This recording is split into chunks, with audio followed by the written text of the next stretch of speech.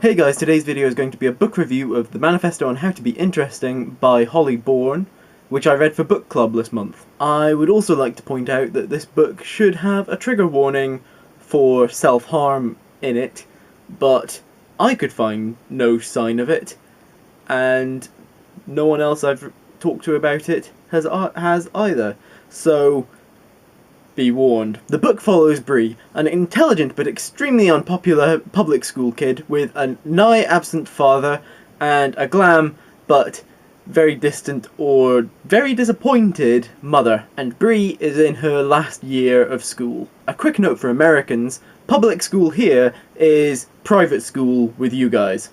Just letting you know. Bree aspires to be an author and has penned 2 novels, both of which have been rejected from just about all the publishers. Not just a lot of them, but all of them. As the book starts, Bree has just received yet another rejection letter from the last company that she sent her second novel to. Spurred on by this rejection, as well as comments made by her friend Holdo and her English teacher Mr. Fellows, who she has a crush on, and who has a crush on her, Bree drunkenly decides to set up a blog that will follow her journey to being more interesting by reinventing her life. She does herself up into a much more appealing and attractive version of herself. Apparently she was quite a looker but never utilised it. And then makes friends with and joins the popular clique at school who used to bully her when she was nobody. However, Bree discovers that these girls, while very vain and kinda cruel at times, are still very human. And also, through many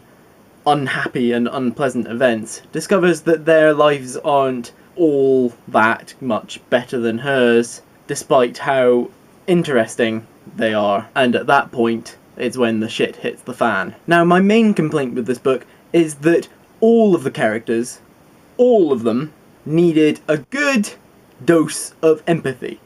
None of them thought of anyone but themselves. None of them. All of the popular clique were very, very overt in their needing to get some empathy because they were mean and cruel to people. But Bree and Holdo also suffered from it in that they seemed to be of the mindset that is attributed to special snowflake people. And by that I mean that they were thinking, oh, I'm so much better than everyone else because I like such and such and not this, which is what everyone else likes. Another thing that bugged me quite a bit was the lack of trigger warning about self-harm. I mean, come on guys, that's pretty serious.